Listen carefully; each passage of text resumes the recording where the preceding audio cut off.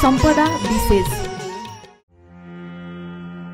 भक्तपुर जिल्ला प्राचीन वास्तुकला र गौरवमय संस्कृतिको अभूतपूर्व समायोजनले सुसज्जित कलानगरी।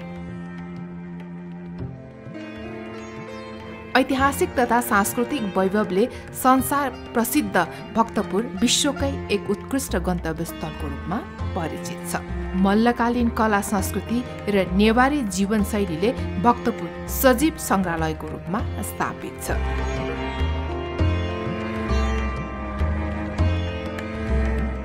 यो जिल्ला नेपाल अधिराज्यको सबैभन्दा सानो जिल्ला पनि हो। संसारभरिका मानिसहरूका लागि काठमाडौँ उपत्यकाको पुरानो नेवारी संस्कृतिको केन्द्र बनेको छ भक्तपुर। यो सहर सिङ्गो भक्तपुर र मध्यपुर सहर जीवित संग्रहालयको रूपमा आफ्नो परिचय स्थापित गराउन सफल भएको देखिन्छ। वर्षेनी लाखौं पर्यटकहरू विश्वको कुना कुनाबाट यहाँका ऐतिहासिक दरबार, पुरातात्विक महत्त्वका कलाकृति, मठ मन्दिर र डाँडा काँडा अवलोकनको लागि यहाँ आउने गर्दछ।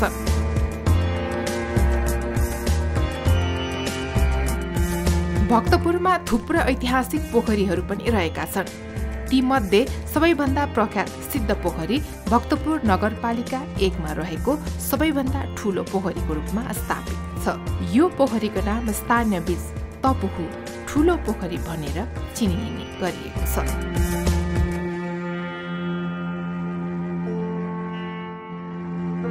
आध्यात्मिक मूल्य र मान्यताप्रति प्रतिबद्ध भक्तिदर्शन टेलिभिजन। दर्शकवृन्द, नेपालको पहिलो धार्मिक तथा आध्यात्मिक टेलिभिजन भक्तिदर्शन टेलिभिजनको कार्यक्रम सम्पदा विशेषमा यहाँहरूलाई म कार्यक्रम प्रस्तोता रचना श्रेष्ठको नमस्कार। यस सम्पदा विशेष कार्यक्रममा हामीले विभिन्न धार्मिक तथा ऐतिहासिक सम्पदाहरू यहाँहरूलाई देखाउँदै आइरहेका छौँ भने आज भने हामीले यहाँहरूलाई नेपालको सबैभन्दा पुरानो र प्रसिद्ध सहर भक्तपुर सहरको सबैभन्दा पुरानो पोखरी जुन चाहिँ लिच्छवी कालमा निर्माण भएको, लिच्छवीकालीन राजा इन्द्रदेवले निर्माण गरेको 335 नेपाल सम्वतमा निर्माण गरिएको विभिन्न इतिहासमा लेखिएको छ भने यसै पोखरीलाई 15औं शताब्दीमा मल्लकालीन राजा यक्षमल्लले निर्माण गरिएको पनि इतिहासमा छ। यही पोखरीको बारेमा हामीले यहाँलाई विस्तृत जानकारी दिने र पोखरीको हामीले यहाँहरूलाई दृश्यहरू देखाउनेछौँ।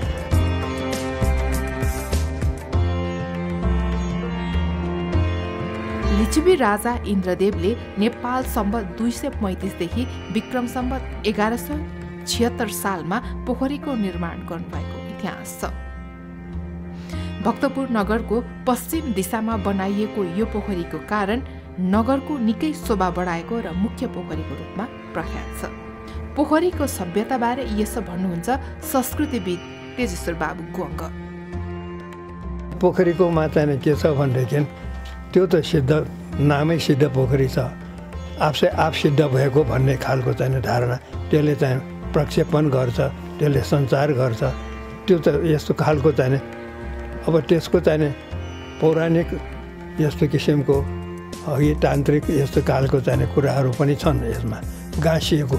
त्यो उसको चाहिँ छ नि ठिमीको नगरदेशको ठिमीको मान्छेहरू बोडेको मान्छेहरू त्यहाँभित्र चाहिँ पस्दैनन्। अहिले त युवाहरू चाहिँ पस्छन् होला। पहिलेका चाहिँ मैले जानेको मेरो उमेरका मान्छेहरू कोही बाँचिरहनु भएको छ भनेदेखि उहाँहरू चाहिँ त्यहाँ प्रवेश गर्नै चाहनुहुन्न। किन चाहिँ के छ भनेदेखि त्यहाँ प्रवेश गर्न चाहँदैन भन्दाखेरि त्यो नगरदेश त्यो बोडे त्यहाँको मान्छेहरू त्यहाँ पस्यो भनेदेखि त्यहाँको चाहिँ त्यो नाग राजा त्यो नागिनीले उनीहरूलाई चाहिँ टानेर त्यो चाहिँ त्यहाँ डुबाइदिन्छ, त्यहाँ चाहिँ उनीहरूको मृत्यु हुन्छ भन्ने खालको त्यो चाहिँ किम्वदन्ती त्यस्तो थियो। मैले आफैले भोगिरहेको कुराहरू आउँदै भित्र। अनि त्यही बेला हामी केटाकेटी छँदाखेरि तन्नेरी छँदाखेरि पनि त्यहाँ चाहिँ त्यो हो आग्नेय नैऋत्य वायव्य अघि यो चाहिँ कोणहरू छन्। त्यहाँ त्यो एक कोणमा चाहिँ त्यहाँ एउटा अजङ्गको चाहिँ के छ भनेदेखि पिपलको बोट छ। त्यहाँ असाध्यै अँध्यारो, जानै डर लाग्ने। हामी केटाकेटीमा त्यहाँ एक्लै जानै चाहँदैनौँ। त्यहाँ ठुल्ठुलो मान्छेहरूले चाहिँ मामाहरूले बाहरूले चाहिँ हात समाएर त्यस्तो चाहिँ मलाई लानुपर्ने अवस्था त्यस्तो त्यो देखिरहेको। र त्यहाँ चाहिँ के छ भनेदेखि त्यो सिद्ध पोखरीमा एकदम चाहिँ त्यो झारहरू थियो कि त्यो झारले चाहिँ गर्दाखेरि त्यहाँ इन्द्र जात्रामा एकदम चाहिँ मेला लाग्छ। मेला लाग्ने बेलामा त्यहाँ उत्तर दक्षिण त कसैले गर्नै सक्दैन, आँटै गर्न सक्दैन। त्यहाँ त्यो आँटमा त्यहाँ गयो भनेदेखि त्यहाँ अल्झेर बल्झेर त्यतिकै त्यहीँ मृत्यु हुन्छ भन्ने चाहिँ त्यो थियो, भएको पनि छ। मैले नै आफ्नो ज्यान झन्डै गुमाएको त्यहाँ। पौडी खेल्न नजाने मान्छे त्यहाँ चाहिँ उतातिर चाहिँ उत्तरतिरको जाँदाखेरि मैले त्यो भोग्न लागेको थिएँ। बल्ल बल्ल चाहिँ म बाँचेर निस्केँ। अब यस्तो यस्तो खालको त्यो चाहिँ कुराहरू धेरै प्रमाणहरूले, धेरै अनुभूतिहरूले त्यो चाहिँ व्यक्त गर्दछ।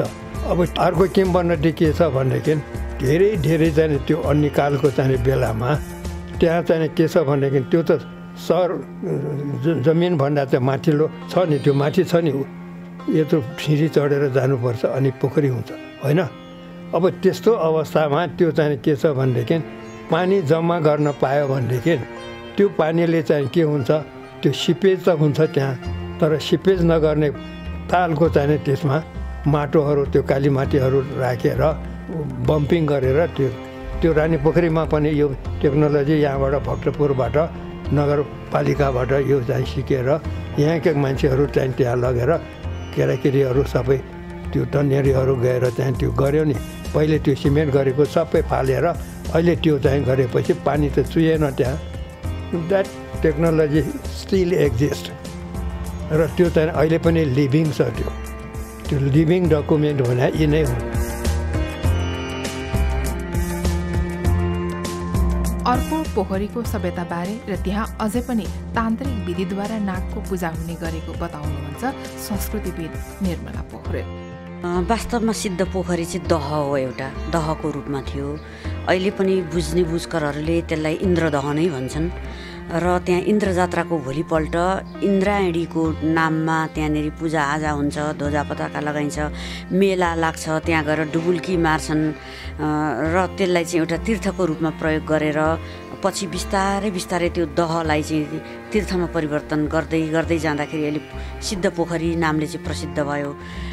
र त्यो दह सिद्ध पोखरीको नामले कसरी प्रसिद्ध भयो भन्ने कुरामा चाहिँ वंशावलीहरूमा कस्तो वर्णन छ भनेदेखि एकजना तान्त्रिक सिद्ध योगी आफूले सर्पको रूप धारण गरेर त्यहाँ तन्त्र साधना गरेर बसिरहेको अवस्थामा दहभित्र प्रवेश गरेका। दहभित्र प्रवेश गरिसकेपछि उनी त्यही नै अलग भएका। सायद उनको इच्छाले हुनसक्छ या चाहिँ कुनै कारणले हुनसक्छ। त्यो चाहिँ अहिलेसम्म पनि त्यो वंशावलीमा के भनेको थियो स्पष्ट रूपमा बताउन सक्ने स्थिति चाहिँ छैन। जब ती सिद्ध तान्त्रिक सर्पको रूप धारण गरेर त्यो दहभित्र प्रवेश गरे त्यसपछिदेखि त्यसको नाम सिद्ध पोखरी रहन गएको भन्ने चाहिँ एउटा मान्यता रहेको छ र वंशावलीले त्यही कुरालाई उजागर गरेको छ। यस्तो हो, जस्तो चाहिँ कस्तो हुन्छ भने यी सिद्धि प्राप्त गरेका तान्त्रिकहरूले जुनसुकै अवस्थामा जेसुकै पनि गर्न सक्छन्। उनीहरू कहिलेकाहीँ उनीहरू इच्छा गरेर गरेका चिजहरू भइरहेका हुन्छन्। कहिलेकाहीँ त्यो तान्त्रिक प्रयोजनमा प्रयोग गर्दा गर्दै त्यो प्रयोगमा कुनै बाधा आइदियो भने त्यो प्रयोगमा कसैले कुनै किसिमको चाहिँ कसैले कुनै किसिमको त्यहाँ बाधा अर्चन गर्न सक्ने अर्को तान्त्रिक आइदियो भने, कुनै श्रापित भयो भने बहुत गोप्य, बहुत खतरनाक यस्तो किसिमको हुन्छ तन्त्र साधना चाहिँ। अब यो पोखरीमा पनि तान्त्रिक विधिबाट पूजा पनि हुन्छ। यो पोखरीमा यसमा चाहिँ कस्तो हुन्छ भने त्यो तान्त्रिक विधिबाट बासुकी नागको पूजा गरिन्छ। त्यहाँ अझै पनि बासुकी नागको पूजा चाहिँ तान्त्रिक विधिबाटै गरिन्छ र यो नागसँगै जोडिएको कथा पनि छ। यसमा चाहिँ कस्तो छ भने त्यहाँ आएका साधक जुन चाहिँ अष्टसिद्धि प्राप्त गरेकै भनिन्छ ती साधकलाई चाहिँ, ती साधकले चाहिँ नागको स्वरूपमा आफूलाई, उनीहरूले त त्यो अष्टसिद्धि प्राप्त गरेको साधकले आफूलाई जुन पनि स्वरूपमा परिवर्तन गर्न सक्छ। त्यो स्वरूप त्यो स्तरको साधक आएर उनले आफूलाई नागको रूपमा परिवर्तन गरेका साधक तान्त्रिक साधनाबाट त्यो दहमा प्रवेश गरेका हुन् सर्पको रूप धारण गरेर।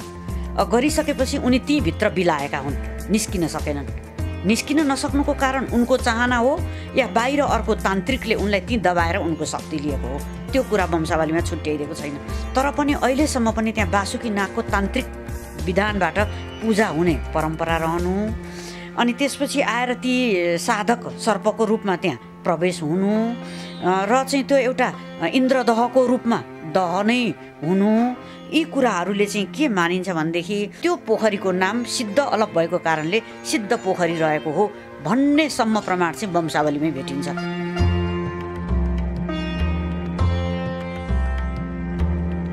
यो पोखरीमा पाइएका विभिन्न लिच्छवीकालीन मूर्तिहरू, सिक्का, भाँडाकुँडा र अरू थुप्रै सामानहरू पाइए तापनि यो पोखरी लिच्छवीकालीन भन्दा निकै अगाडि नै दहको रूपमा रहेको प्रमाण भएको र थुप्रै पोखरीहरूमध्ये सिद्ध पोखरी नै प्रख्यात हुनुको कारण यस्तो रहेको भन्नुहुन्छ संस्कृतिविद निर्मला पोखरेल। कतिपय दहहरूलाई पोखरीको रूप दिएर धार्मिक प्रयोजनको लागि प्रयोग गर्ने क्रममा यो पछिल्ला समय भन्दा पनि लिच्छवीकालदेखि नै यसले चाहिँ एउटा धार्मिक पोखरीको रूपमा परिवर्तित भइसकेको कुराहरू त्यहाँ पाइएका विभिन्न लिच्छवीकालीन मूर्तिहरूले त्यहाँ पाइएका त्यो दहलाई त्यो पोखरीलाई सफा गर्ने क्रममा त्यो भित्र चाहिँ लिच्छवीकालीन सिक्काहरू पाइए, लिच्छवीकालीन माटाका भाँडाहरू पाइए, लिच्छवीकालीन अरू सामग्रीहरू पनि पाइयो। त्यसकारणले त्यो दह पोखरीको रूपमा परिवर्तन भएको चाहिँ लिच्छवीकालको प्रारम्भिक समयदेखि नै प्रामाणिक रूपमा त्यसलाई चाहिँ बताउने आधारहरू वरिपरि पोखरीभित्र प्राप्त भएका छन्। त्यसपछि कस्तो भयो भनेदेखि त्यस्ता पोखरीहरू त भक्तपुरमा सयौँ छन्। भक्तपुर सिङ्गो सहरलाई पोखरीको सहर भनेर पनि नामाकरण गरेको छ। भक्तपुर सिङ्गो सहरलाई यो चाहिँ भक्तहरूको सहर भनिन्छ, पोखरीको सहर भनिन्छ। सयौँको सङ्ख्यामा त्यहाँ पोखरी छ। त्यो सिद्ध पोखरीबाट करिब 15 मिटर पनि नगइकन अर्को पोखरी आउँछ। उत्तरतिर जाँदाखेरि, पूर्वतिर जाँदाखेरि, पश्चिमतिर जाँदाखेरि, त्यसपछि अर्को 15 मिटर पनि नपुगिकन अर्को पोखरी आउँछ।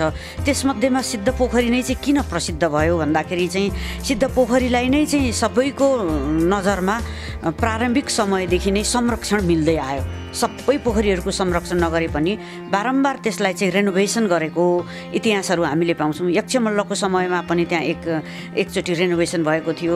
त्यसपछि आएर बारम्बार त्यसमा सबैको नजर पर्यो र चाहिँ लिच्छवीकालमा पनि यसमा केही चाहिँ यसलाई रेनोभेसन गरेको प्रमाणहरू पाइन्छ र यसको अस्तित्व चाहिँ त्योभन्दा धेरै अगाडि दहको रूपमा रहेको थियो।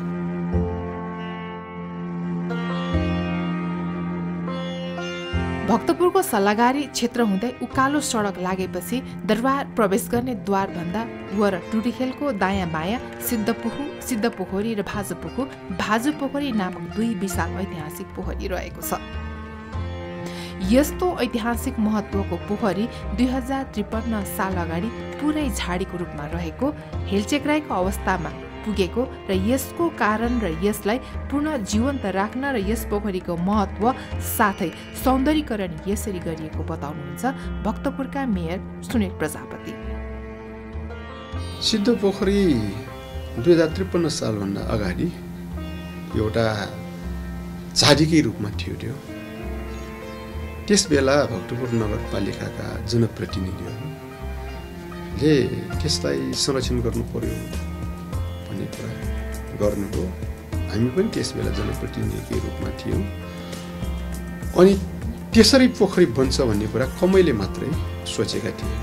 थोरै पैसाले बनेको पोखरी हो त्यो। हामीसँग 20-30 हजार रुपियाँ कति थियो त्यतिखेर। त्यो भनेको कुनै काम गर्दाखेरि बाँकी भएको पैसा हो। अनि त्यो पैसा कहाँ राख्ने भनेपछि सिद्ध पोखरी संरक्षणमा खर्च गर्ने भन्ने कुरा आयो। त्यो त पुरै घाँसे मैदान थियो। त्यहाँ फुटबल खेल्न मिल्ने टाइपको थियो। अब हामीभन्दा अग्लो 4-5 फिटका घाँसहरू थिए, जङ्गल जस्तै।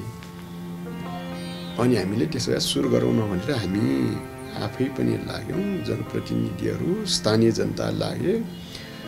अब थोरै पैसाले अलिअलि काम भयो। अनि त्यही बेला संयोग भनौँ एकजना मान्छे आएर हामीले काम गरिरहेकोमा सायद योभन्दा धेरै छिटो र सस्तो कम समयमै गर्न सक्छौँ भने लागेको होला। हामीले काम गरिरहेर हाम्रा साथीहरूले काम गरिरहँदाखेरि त्यो मान्छेले यो काम हामीलाई जिम्मा दियो भने हामी थोरैमा काम गर्छौँ भनेर भन्नु। यसो हेर्दाखेरि विश्वासै गरेनौँ। अनि ठिक छ ल गरौँ त। कतिमा भन्यो त्यो बेला 1 लाख कि कति भन्ने थियो। थोरै थियो पैसा। ल भनेर गर्दाखेरि यति सहज रूपमा काम गरिदियो कि तलबाट पानी नै रहेछ त्यसमा। अनि माथि चपरी जस्तै काट्दै सुई त्यो अङ्कुशले तान्दै तान्दै त्यो घाँस सफा गर्न थाल्यो। अनि हामीले ट्र्याक्टरबाट ओसार्दै ओसार्दै ल्यायो। अनि पैसा कति खर्च भयो भन्ने कुरो पाएन कि त्यहाँ पानी देखिन थालेपछि चाहिँ एउटा अर्कै किसिमको भयो, ओहो रहेछ भन्ने कुरा लाग्यो। सबै त्यो घाँसबाट पन्चाइसकेपछि पानी चुहिएको ठाउँ पनि थियो, त्यसलाई पनि मर्मत गऱ्यौँ। कालो माटी थियो, कालो माटोहरू ल्याएर पुर्यौँ, त्यो चटक्क बन्यो। अब पानी कहाँबाट ल्याउने त धेरै समस्याको विषय छ। त्यत्रो पोखरीमा पानी भर्नुपर्ने। अनि हामीले खासाङखुसुङ खोलाबाट 12-14वटा टिमहरू बनायौँ। 5-5जनाको टिम थियो, त्यो 14-15वटा नै थियो टिमहरू। 24 घन्टा 5वटा कि कतिवटा पम्पहरू राख्यौँ, त्यो पानी टानी पम्प 24 घन्टा 59 दिन जति हामीले पानी राख्दाखेरि ठ्याक्कै गऱ्यौँ। अनि त्यसपछि हामीले बनाउनुहोस् अहिले भनौँ न रङ्गरोगन लगाउनेदेखि मर्मतका कुराहरू गऱ्यौँ, त्यहाँ पार्टीका कुराहरू सबै गऱ्यौँ। त्यसरी गर्दाखेरि सिद्धपोखरी आजको स्वरूपमा देखिएको। यहाँ बौद्ध, शैव, शाक्त र वैष्णव धर्मसँग सम्बन्धित मिश्रित मूर्तिहरू र धार्मिक सहिष्णुताको प्रतीकको रूपमा त्यो पनि लिच्छवीकालदेखिको पाइएको छ। यहाँ चाहिँ बौद्ध धर्म सम्बन्धी मूर्ति पनि छ, शैव धर्म सम्बन्धी पनि छ, शाक्त धर्म सम्बन्धी पनि छ, वैष्णव धर्म सम्बन्धी पनि छ। र यो चाहिँ एक किसिमको मिश्रित सबैको चाहिँ धार्मिक सहिष्णुताको प्रतीकको रूपमा त्यो पनि फेरि लिच्छवीकालदेखिको पछिल्लो समयको कुरा पनि होइन। अनि त्यसपछि त्यहाँ लिच्छवीकालको प्रारम्भिक समयको इस्वीको 4औं शताब्दीको बराहको मूर्ति पाइन्छ। काठमाडौँ उपत्यकाभरि नै प्राप्त भएका बराहको मूर्तिको सबैभन्दा प्राचीन स्वरूप बराहको मूर्ति इस्वीको 4औं शताब्दीको, जबकि धुमबाराहीको बराहको मूर्ति 7औं-8औं शताब्दीको हो, लिच्छवीकालकै हो। तर त्योभन्दा पनि अझ तालमान मिलेको, अझ सबै कुराहरू चाहिँ जस्तो हुनुपर्ने एउटा बराहको मूर्ति, त्यो किसिमको भएको बराहको मूर्ति चाहिँ त्यहीँनेरि पोखरीको एक छेउमा अहिले पनि छ, इस्वीको 4औं शताब्दीको। भनेपछि त लिच्छवीकालको प्रारम्भिक समयमा लिच्छवीकाल भनेको 5औं शताब्दीदेखिको प्रामाणिक इतिहास पाइन्छ, तर 4औं शताब्दीकै त्यहाँ बराहको मूर्ति पाइन्छ। यो वैष्णव धर्मसँग सम्बन्धित भयो। त्यसपछि त्यहाँनेरि चाहिँ शाक्यमुनि बुद्ध बिचमा भएको र दुईपट्टि बोधिसत्वहरू रहेको। शाक्यमुनि बुद्धलाई मुनि भेषमा, बोधिसत्वलाई चाहिँ एउटा राजकीय भेषमा, अति दुर्लभ मूर्ति, लिच्छवीकालीन दुर्लभ मूर्ति। त्यो चाहिँ त्यो पोखरीको पल्लो छेउमा एउटा पाटीमा अहिले पनि संरक्षित नै छ। लिच्छवीकालको बुद्धको उत्कृष्ट मूर्ति, जुन चाहिँ मूर्तिहरू एकदमै कमै मात्रामा पाइन्छ, त्यस्तो बुद्धको मूर्ति पनि त्यहीँ रहेको छ। त्यो चाहिँ बुद्ध धर्म सम्बन्धी भयो। अनि त्यसपछि आएर चाहिँ शैव धर्म सम्बन्धी त्यहाँ शिवलिङ्गहरू प्रशस्त मात्रामा यत्र तत्र शिवलिङ्ग, लिच्छवीकालीन शिवलिङ्गहरू त्यहाँ प्राप्त भएका छन्। अनि देवीका मूर्तिहरू पनि प्राप्त त्यहाँ धेरै किसिमका रहेका छन्। यस प्रकारले सबै धर्मको एउटा समन्वयात्मक स्वरूपको रूपमा यो चाहिँ हिन्दू धर्मभित्रका पनि सबै सम्प्रदाय, बुद्ध धर्मको पनि छुट्टै रहेको एकदम दुर्लभ किसिमको आस्था वरिपरि बोकेको र सबैले एउटा धार्मिक तीर्थको रूपमा मानेको यो पोखरी एउटा ज्यादै दुर्लभ र लिच्छवीकालीन प्रमाण बोकेको पोखरी भएको हुनाले यसको महत्त्व चाहिँ अरू 100औं पोखरी भए तापनि विशेष महत्त्व हुनुको कारण चाहिँ त्यो छ। यसरी पोखरी पुनर्निर्माण हुनु र पोखरीको पानीको महत्त्वबारे यस्तो भन्नुहुन्छ। यस्तो हुन्छ, पोखरी 2-3 प्रयोजनले निर्माण भएका हुन्छन्। अब ती प्रयोजनमध्ये कति त पानीको आफ्नो दैनिक जीवनको जीविकोपार्जनको लागि पनि हुन्छ, अनि कति प्रकृतिले दिएको पोखरीलाई त्यसै संरक्षण गरेर राखेको हुन्छ, त्यहाँ कुनै एउटा मनोरञ्जनको लागि पनि हुन्छ त्यो चाहिँ। र अर्को चाहिँ धार्मिक मान्यता अनुसार चाहिँ दहलाई पोखरीमा परिवर्तन गरिएको हुन्छ। र यो पोखरी भनेको चाहिँ दहलाई पोखरीमा परिवर्तन गरेर धार्मिक मान्यता दिएको हो। यसमा चाहिँ कस्तो हुन्छ भनेदेखि यो पानीको महत्त्वलाई विभिन्न आँखाले हेर्ने हुँदाखेरि त्यही छेउको अर्को दह पोखरी सुकेर गएको छ। त्यो एकदम यो चाहिँ सिद्ध पोखरी जत्तिकै प्राचीन पोखरी हो, त्यो सुकेर गयो, त्यसको आँखा नजर पुगेन कसैको पनि। त्यहीँदेखि मास्तिरको अर्को दह मात्रै छ, पोखरी छ त्यसको कुनै धार्मिक प्रयोजन छैन। कस्तो हुन्छ भने कतिपय कुराहरूलाई रेनोभेसनको भरमा धार्मिक संरक्षण प्रबुद्ध वर्गले दिएको अवस्थामा र त्यो जोगिँदै आएको अवस्थामा आजको दिनसम्म पुग्ने हो। यो पोखरीको चाहिँ त्यस्तो किसिमको अवस्था, किनभनेदेखि यसमा चाहिँ नियमितता लिच्छवीकालदेखि अहिलेसम्म जोगाउन नखोजेको भए आजको अवस्थामा पनि यो हुने थिएन। यो जोगिनुको कारण चाहिँ यसलाई जोगाउने तत्त्वमा चाहिँ मैले देखेको चाहिँ त्यहाँ वरिपरि भएका प्राचीन मूर्तिहरूको कारणले नै यो दह पोखरीमा परिवर्तन भएर अहिलेसम्म पनि जोगिएकै अवस्थामा रहनुको कारण चाहिँ वरिपरि रहेका इस्वीका 4औं शताब्दीदेखिका मूर्तिहरू नै प्राप्त हुनुले नै हो। त्यो चाहिँ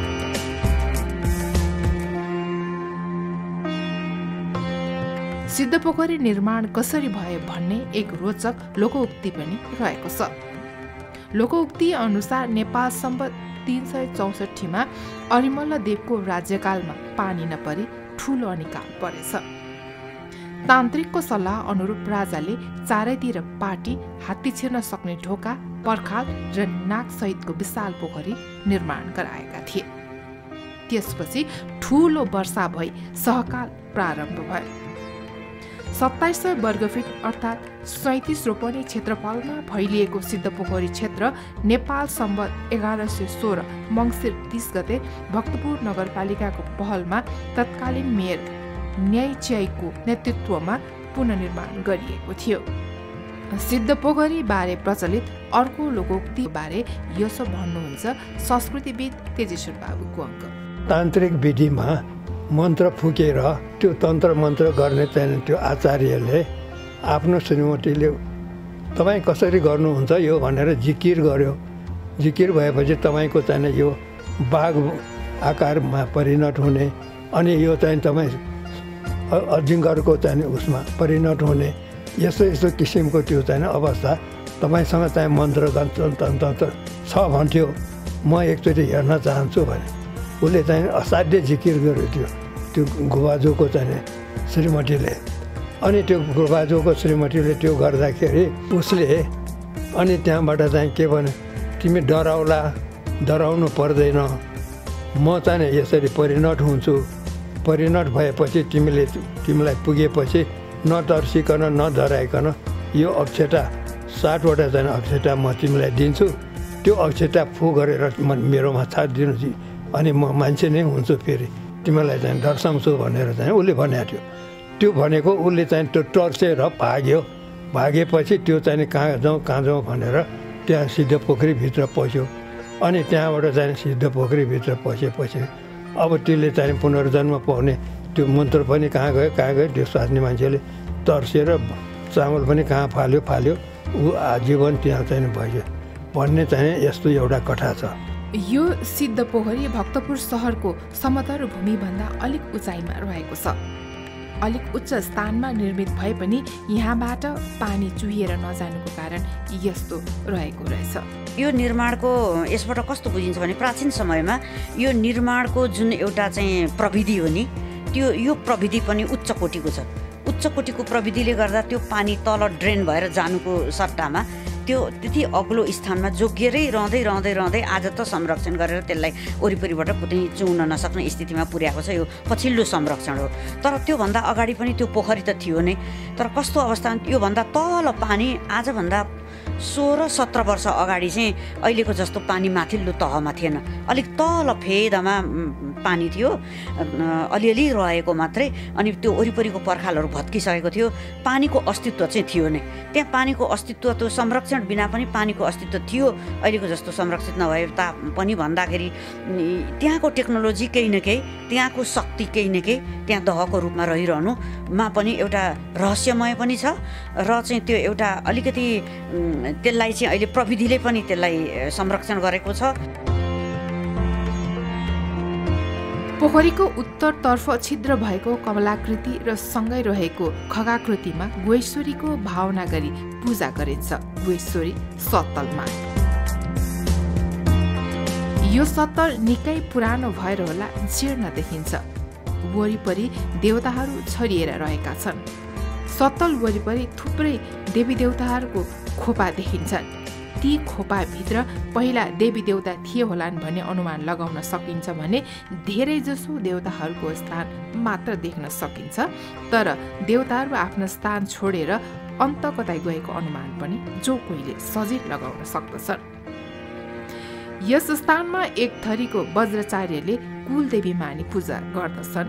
यस गुहेश्वरी सत्तलमा यो सत्तल पोखरीको बाहिरी भागमा अवस्थित रहेको छ।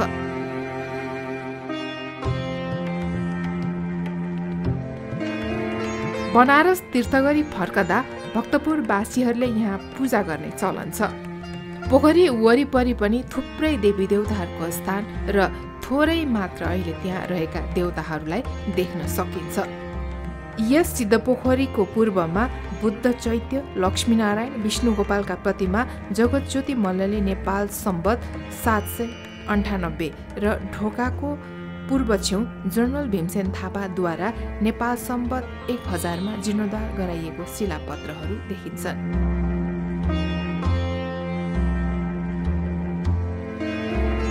यो पोखरीको पूर्वमा नवपोखरी, दक्षिणमा भाजु पोखरी, पश्चिममा पुगु पोखरी र उत्तरमा अन्चा पुगु काली पोखरी रहेको छ। आयतकार आकारमा रहेको पोखरी 158 मिटर लम्बाइ, 72 मिटर चौडाइ र 4 मिटर गहिराई छ। यस पोखरीलाई इन्द्रदह समेत भनिन्छ। यहाँ इन्द्रजात्राको भोलिपल्ट मेला लाग्ने गर्दछ।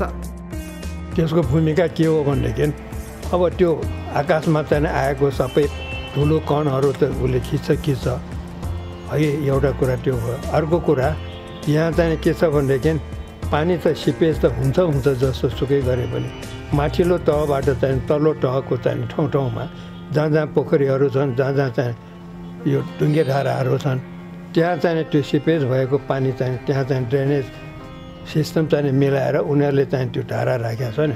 ढुङ्गे धाराको काम त्यो हो। त्यो अब यो चाहिँ एउटा भयो।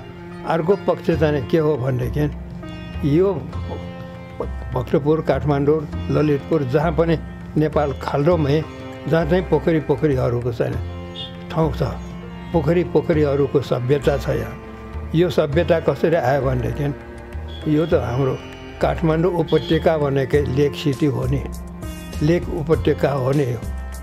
यो पहिले चाहिँ यहाँ चाहिँ के छ भनेदेखि यो the whole Kathmandu valley itself was a big lake. Nagdaha भन्थ्यो नि हाम्रो, नागडह भनेको त्यो त्यसै भएको हो। कति नाग भयो होला यहाँ, कति सर्पहरू थियो होला, कति माछाहरू थियो होला। यहाँ चाहिँ रातो माछा पनि छ, निलो माछा पनि छ, कालो माछा पनि छन्, सेतो माछा पनि छन्, रङ्गी छिरिबिरे माछाहरू पनि छन्, प्रशस्त छन्। त्यो ठुल्ठुलो पोखरीहरूमा इट स्टिल एक्जिस्ट हो कि न। र त्यस कारणले यो एक्जिस्टेन्सको निमित्त उनीहरूले त्यो चाहिँ के छ भनेदेखि रातो मच्छेन्द्रनाथ काठमाडौँमा, ललितपुरमा चाहिँ सेतो मच्छेन्द्रनाथ, यहाँ भक्तपुरमा मच्छेन्द्रनाथ छैन। तर चाहिँ माछाको महिमा त उत्तिकै छ नि। अब यो कसरी भयो भने लेकै चाहिँ सुक्दै चोभारको डाँडोलाई कृष्णले चाहिँ इन्डियाबाट चाहिँ चक्र घुमाएर त्यो चाहिँ त्यहाँ ठ्याक्कै चाहिँ त्यो के छ हानेर त्यो चोभारको डाँडा चाहिँ छिराइदियो, त्यसको चाहिँ पानी बगाइदियो। त्यहाँ चाहिँ त्यो ढल जस्तै पानी त्यहाँबाट चाहिँ निस्क्यो भन्ने एउटा त्यो इन्डियन दृष्टिकोण, हिन्दू दृष्टिकोण। र अर्को चाहिँ बुद्धिस्ट दृष्टिकोण, मञ्जुश्रीले चाहिँ के छ उसको तरवारले चाहिँ होइन ड्याममा हानेर त्यहाँ चाहिँ चोभारको चाहिँ डाँडो फटाइदियो भन्ने छ। त्यहाँबाट पानी निस्क्यो, पानी बिस्तारै निस्क्यो हजारौँ वर्षमा चाहिँ यो पानी यहाँबाट चाहिँ निक्रिएपछि त अब ठाउँमा खाल्डोमा त पानी त बस्छ नि। त्यसैले हजारौँ पोखरीहरू जहाँ चाहिँ छन्, यहाँ पोखरीहरू नासिया छ। मै केटाकेटी छँदाखेरि, मै युवा छँदाखेरि देयर वर सेभरल हन्ड्रेड्स यो चाहिँ के छ भने पोखरीहरू भक्तपुरमा थियो, पाटनमा थियो, काठमाडौँमा थियो। I have seen it with my own naked आइज। अब यो यस कारणले भक्तपुरमा यस्तो पोखरी त योभन्दा कति थियो ठुल्ठुलो पोखरीहरू। अहिले पनि सानो छ पोखरी त्यहाँ, त्यो सरस्वती विद्यागृहको अगाडि। त्यो त भयङ्कर ठुलो थियो नि। संरक्षण कसले गर्ने? अहिले सबैले संरक्षण होइन, भक्षण चाहिनेको जमाना छ। भक्षणको जमानामा संरक्षण कहाँबाट? त्यो संरक्षण त लिप सर्भिस मात्रै हो, ओठे सेवा मात्रै हो। यस्तो खालको चाहिँ जमाना आएपछि यो कसले गर्यो? तपाईँ हामीले गरे हो नि, अरूलाई मात्रै दोष दिने होइन, हामीले पनि भन्नु पर्थ्यो, गर्नु पर्थ्यो, गरेनौँ, अब यस्तो भएछ।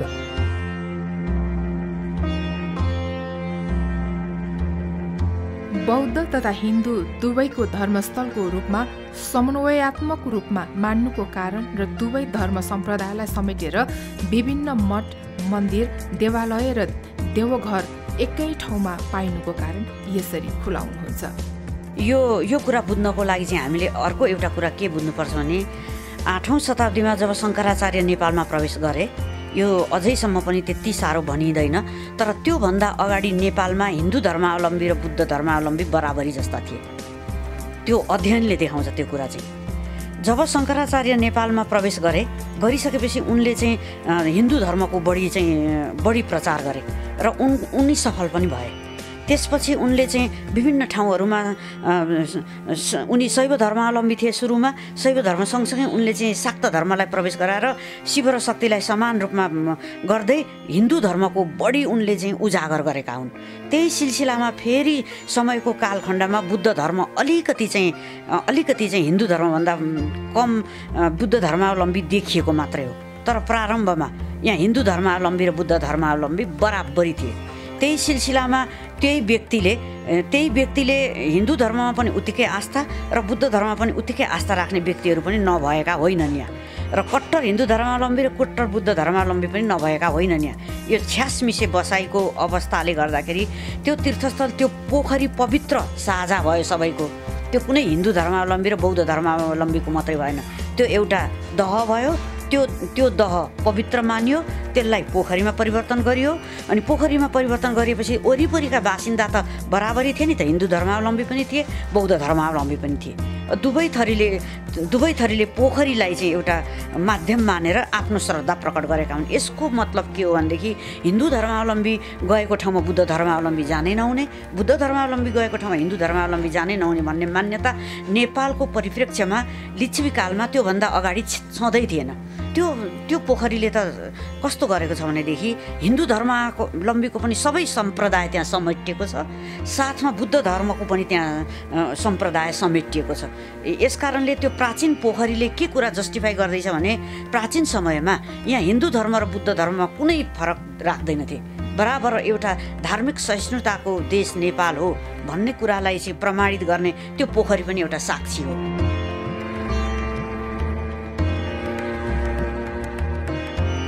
पोखरीको चारैतिर परम्परागत रूपमै पर्खालले घेरिएको छ। पोखरीमा माछा पालेर राखिएकाले पनि यो थप आकर्षकको केन्द्र बनेको थियो भने अहिले भने माछा देखिँदैन। अहिले उक्त पोखरीमा मोटरबोट सञ्चालनमा रहेको छ।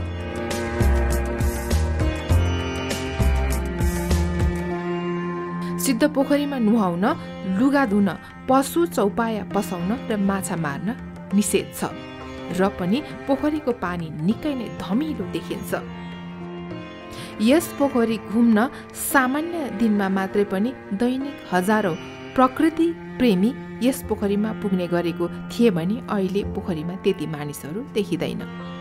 हाल सिद्ध पोखरीमा नौका विहार गर्ने वातावरण बनेकाले पनि बाह्य र आन्तरिक पर्यटकहरूको आकर्षकको केन्द्रको रूपमा रहेको छ। यसरी डुङ्गा चलाउन दिनुको कारण केही आय आर्जन गरी विभिन्न विकासका भौतिक संरचना निर्माण गर्न सहयोग पुगेको बताउनुहुन्छ मेयर सुशील प्रजापति। पहिलेका कला संस्कृति सम्पदाहरूलाई अहिले हामीले आर्थिक आर्जनको रूपमा प्रयोग गर्नुपर्छ भन्ने नै हो। जस्तो कि 5 तले मन्दिर नेङ्गापाज यो 55 च्याल सुनढोका नभइदिएको भए पर्यटकहरू यहाँ आउने थिएन। त्यो देखाएर अहिले हामीले पर्यटकहरूसँग पैसा उठाइरहेका छौँ। सार्क मुलुक र चाइनिजहरूसँग 500, अरू देशकाबाट 1500 रुपियाँ हामी लिन्छौँ। त्यसबाट आर्थिक आर्जन गरेर हामीले स्कुलहरू बनायौँ, कलेजहरू बनायौँ, युनिभर्सिटी बनाउने तयारीमा छौँ, शिशुशालाहरू बनायौँ, यिनै मठ मन्दिरहरू बनायौँ। सबै संरक्षणको निम्ति झन्डै त्यसबाट हाम्रो गएको आर्थिक वर्ष भनौँ त्यसभन्दा अघिल्लोमा 24 करोड 24.5 करोड रुपियाँ पर्यटकहरूबाट मात्रै उठेको थियो। यदि यो कोभिड नआइदिएको भए हाम्रो 30 करोड पैसा उठाउने योजना थियो। करिब हामी अहिले शून्यतामा गयौँ भनेपछि आर्थिक उपार्जनमा पुरानो कला संस्कृति र ती सम्पदाहरूलाई आर्थिक उपार्जनको निम्ति हामी प्रयोग गर्दैछौँ। त्यो भनेको जनताकै निम्ति हो। त्यसैले त्यो स्वरूप सुन्दरताको पनि एउटा कुरा हो भने हामीसँग भएका ती सम्पदाहरूको प्रयोग पनि हामीले गर्नुपर्छ जनताको हितमा भन्ने हामीलाई लाग्छ। त्यसैले त्यो अहिले सिद्ध पोखरीमा अहिले घुम्न आउने आन्तरिक पर्यटकहरू बाह्य पर्यटकहरू प्रशस्त आउँछन्। अहिले कोभिडको कारणले केही रोकिराखेको र त्यहाँ 4वटा डुङ्गा हामीले राखिदिएका छौँ। त्यसमा डुङ्गा सैर भनेर अहिले मजाले त्यो डुङ्गाहरू चलिराखेका छन्। बाह्य तथा आन्तरिक पर्यटकहरूको आकर्षकको रूपमा रहँदै आए पनि यसरी डुङ्गा चलाउँदा संस्कृति सम्पदा मासिने चिन्ता व्यक्त गर्नुहुन्छ संस्कृतिविद निर्मला पोखरेल। अहिलेसम्म पनि लगभग यसको पछिल्लो रेनोभेसन 15 वर्ष अगाडि जस्तो भएको हो। यसको रेनोभेसन चाहिँ त्योभन्दा अगाडि अलिकति वरिपरिको डिलहरू भत्किसकेको थियो। त्यसलाई चाहिँ फेरि मर्मत गरेर अलिकति अहिलेको स्वरूपमा अलिक संरक्षित स्वरूपमा बिचमा 10 वर्ष जस्तो संरक्षित स्वरूप रह्यो। फेरि विगत 2-3 वर्षदेखि यता फेरि त्यो संरक्षित स्वरूपमा अलिकति विकृति थपिएको जस्तो महसुस यहाँ गरिरहेका छौँ हामीले। किनभने त्यहाँ विगत 2 वर्ष अगाडि जस्तो चाहिँ डुङ्गा चलाउन थाले। त्यो डुङ्गा चलाउने प्रयोजनको लागि कदापि पनि होइन थियो। त्यहाँ चाहिँ त्यसरी वरिपरि बुद्ध धर्मको मूर्ति इस्वीको 4औं शताब्दीदेखिका वैष्णव सम्प्रदायका मूर्तिहरू प्राप्त भएको ठाउँ त्यो एउटा तीर्थस्थललाई त्यहाँ चाहिँ इन्द्रायणीको मेला लाग्छ। त्यस्तो ठाउँमा डुङ्गा चलाउने त्यहाँ बोटिङ गर्ने ठाउँ होइन त्यो अब त्यस्तो अवस्थामा परिवर्तन भएर त्यहाँ 2 वर्ष अगाडिसम्म पनि प्रशस्त त्यहाँ माछा पालन गरेर त्यहाँ चाहिँ माछाहरूलाई नै खुवाउने किसिमको व्यवस्था पनि थियो। माछालाई एउटा सगुनको प्रतीक, माछालाई एउटा चाहिँ राम्रो प्रतीकको रूपमा माछा पाल्नुलाई सगुन नै मानिन्छ। त्यो पोखरीहरूमा माछा पाल्ने कामलाई धार्मिक मान्यता विपरीत मानिँदैन। त्योसम्म ठिक थियो। तर अब अहिले डुङ्गा चलाउन थालेर त्यहाँ एउटा विकृतिले प्रवेश गरिसकेछ। छिटोभन्दा छिटो त्यो कुरा हटाएर त्यो पोखरीलाई जुन दहको रूपमा थियो त्यसलाई फेरि एकचोटि सफा गरेर अनि त्यो डुङ्गा हटाएर गर्नु। पोखरी तथा बगैँचा हेरचाहका लागि मात्रै भक्तपुर नगरपालिकाले त्यहाँ 3 जना कर्मचारी, सुरक्षाका लागि 2 जना गार्डलाई र विपदकालीन जनशक्ति खटाउँदै आएको छ मेयर प्रजापति भन्नुहुन्छ। यसमा त्यो मर्मत सम्हारको निम्ति भनेर हामीले व्यवस्थापन गरिराखेका छौँ। त्यहाँ कहिलेकाहीँ केही होला। पोहोर साल मात्रै पनि त्यो धेरै अब के कारणले हो, पानीको कारणले हो या माछाले त्यो भित्रको माटो खाएर हो, त्यो भड्किया थियो ठाउँको सिँढीहरू। त्यो टोटल पोहोर साल मात्रै हामीले बनायौँ। योपालि पनि केही ठाउँमा बनाउनु पर्ने आवश्यकता छ। त्यो निरन्तर प्रक्रिया हो। यसमा त अब यो वर्ष गऱ्यो अर्को वर्ष गर्नु पर्दैन भन्ने नै होइन। यी सम्पदाहरू भनेको पुरै भड्काउने भन्दा पनि जहाँ बिग्यो त्यसलाई जस्ताको तस्तै मर्मत गर्ने क्रममा हामी छौँ। त्यसरी गरिरहेका छौँ। विपदमा तालिम प्राप्त व्यक्तिहरू पनि त्यहाँ खटेर बसेका छन्। केही विपद हुनसक्छ, अब केही नहोला भन्न सकिँदैन त्यस्तो ठाउँहरूमा। त्यसैले ती सबै खालको व्यवस्था हामीले गरेका छौँ। त्यति हुटाहुँदै पनि कमी कमजोरी भन्ने हुनसक्छ, तर अधिकतम हामीले प्रयास गर्ने हो। त्यो भइरहेको छ। पोखरी सुरक्षा र संरक्षण गर्न र आफ्ना पुर्खा र भावी सन्ततिको बारेमा यसो भन्नुहुन्छ तेजेश्वर बाबु गुवाङ। पुर्खालाई चाहिँ हामी सम्मान श्रद्धा र चाहिँ उनीहरूप्रति चाहिँ आदर दिन्छौँ। उहाँले त्यो नबनाएको भए, यो नगरेको भए हामीले यो नदेख्न पाउँथ्यौँ, न यसको बारेमा चाहिँ नयाँ नयाँ सोच विचारहरू प्रत्याभूत गर्न सक्थ्यौँ। यो त सम्भवै थिएन। त्यस कारणले त्यो पुर्खालाई चाहिँ हामीले चाहिँ सधैँभरि आदरै गर्छौँ। अर्को कुरा चाहिँ के हो भनेदेखि यो चाहिँ अब सन्ततिहरूलाई चाहिँ उहाँहरूबाट चाहिँ सिकेको कुरा, आर्जन गरेको कुराबाट मैले जति नयाँ नयाँ कुराहरू चाहिँ सिकेँ, नयाँ नयाँ आयामहरू चाहिँ थपेँ। त्यो थपेको यो आयामिक कुराहरू त पुर्खाले दिएकोबाट मैले सिकेर मेरो सन्तति, नाति, छोरा छोरी सबैलाई चाहिँ पनातिहरूलाई चाहिँ छोड्ने कुरा हो।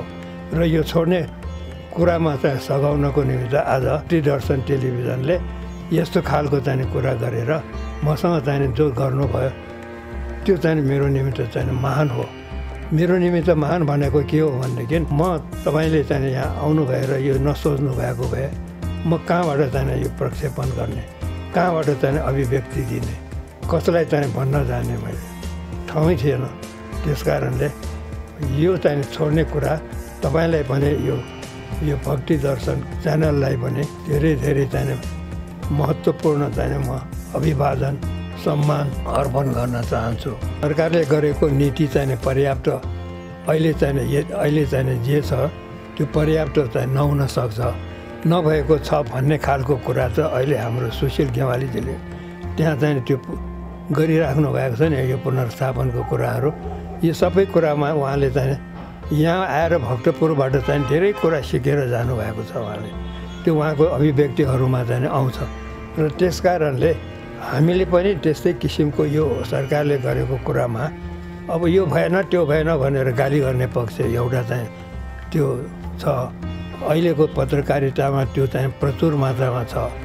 अब यसो होइन यसो पनि हुनसक्छ, यो पनि गरौँ भन्ने खालको त्यो कुरा त चाहिँ गर्नुपर्छ नि। अब हामीले समझदारीपूर्वक यो चाहिँ गर्न पायो भनेदेखि अनि देशलाई चाहिँ निर्माण गर्ने काममा हाम्रो पनि देन हुन्छ र हाम्रो पनि के छ समृद्धशाली देश बनाउने काममा हाम्रो पनि योगदान हुन्छ। यो त आपसी सद्भावना सद्विवेक र चाहिँ आदान प्रदानको चाहिँ यसबाट चाहिँ प्राप्त गर्न सकिन्छ, गर्नुपर्दछ। पर्यावरण बचाउनलाई चाहिँ धेरै चाहिँ देन छ। अलिकति त अघि पनि हामीले उल्लेख गऱ्यौँ, कुरा गऱ्यौँ, चर्चा गऱ्यौँ। आकाशमा उडेको धुलोको कणहरू चाहिँ सबै त्यसमा चाहिँ जम्मा भएपछि त्यो एयर पोल्युसन चाहिँ त्यसले चाहिँ प्युरिफाई गर्छ, छेकबार गर्छ, यताउति त्यहाँ अनन्त के अरे यात्रा चाहिँ त्यसले भन्न पाउँदैन भन्ने एउटा त्यो कुरा गऱ्यौँ। अनि पानी चाहिँ त्यसरी पोखरीबाट त्यहाँबाट चाहिँ सिपेज भएर अनि त्यो पानीले चाहिँ के छ पुलो लाउने, नाली लाउने, धारा चाहिँ ढुङ्गे धारा बनाउने यो काम भएको छ भनेर भनेको छ। त्यो त सम्पूर्ण पर्यावरणको यसमा चाहिँ एउटा चाहिँ यो एउटा आयाम हो। यो अब अर्को आयामहरू पनि छन् यसको।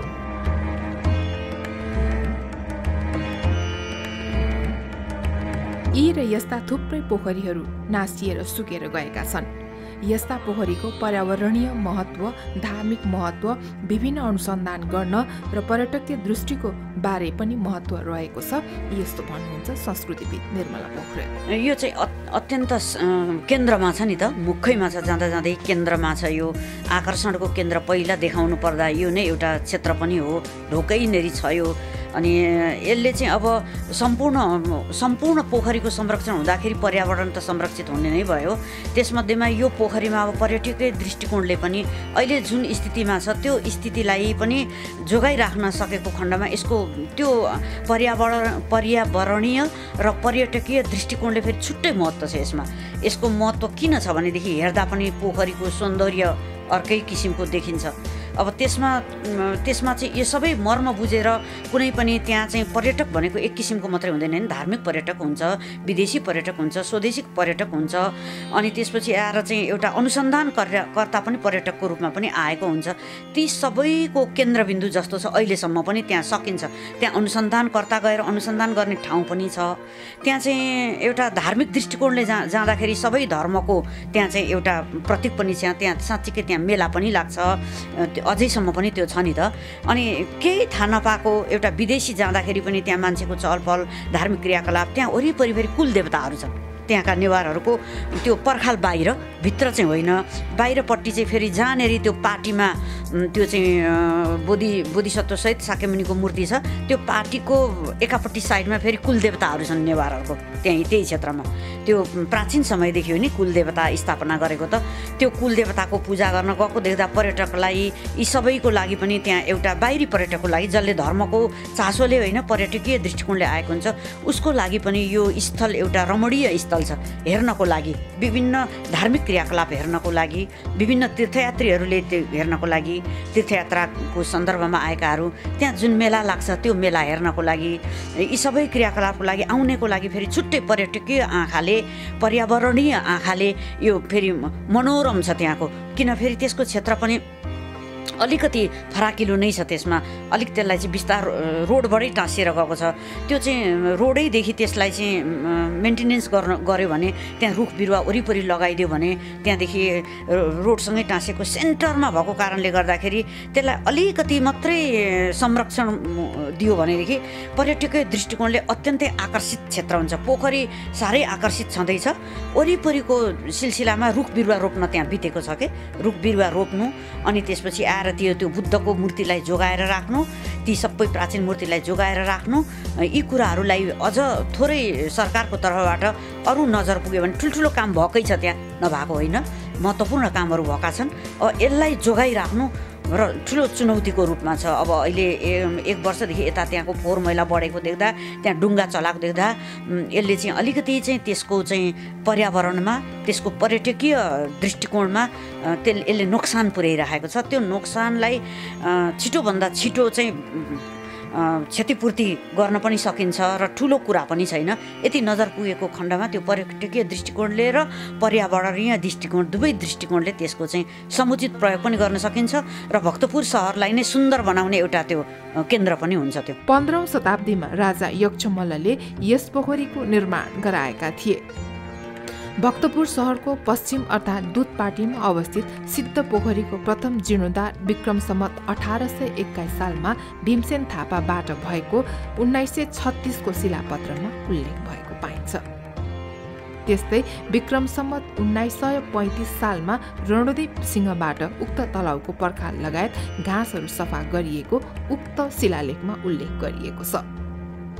त्यसपछि राणा प्रधानमन्त्री चन्द्र शमशेर र विक्रम सम्वत 2015 सालमा राजा महेन्द्रले पनि सो पोखरीको जीर्णोद्धार गराएको इतिहासमा उल्लेख छ। पछिल्लो पटक 2052 सालमा जीर्णोद्धार गरिएको यस पोखरी भक्तपुर नगरपालिकाको प्रत्यक्ष निगरानीमा अहिले रहँदै आएको छ। यस्ता जीवन्त संस्कृतिको रक्षा र सुरक्षा दिने हाम्रो दायित्व कतै छुटेको त छैन, सचेत रहने हो कि। दर्शकवृन्द, यतिन्जेल यहाँहरूले हेर्नुहुँदै थियो धार्मिक तथा ऐतिहासिक महत्त्वको भक्तपुर स्थित सिद्ध पोखरी। आगामी सप्ताह हामी यी र यस्तै धार्मिक र सांस्कृतिक कार्यक्रमहरू लिएर यहाँ समक्ष उपस्थित हुने नै छौँ। त्यतिन्जेलसम्मको लागि आज्ञा दिनुहोस्। कार्यक्रम प्रस्तोता म रचना श्रेष्ठ। आध्यात्मिक मूल्य र मान्यताप्रति प्रतिबद्ध भक्तिदर्शन टेलिभिजन हेर्दै रहनुहोला। नमस्कार।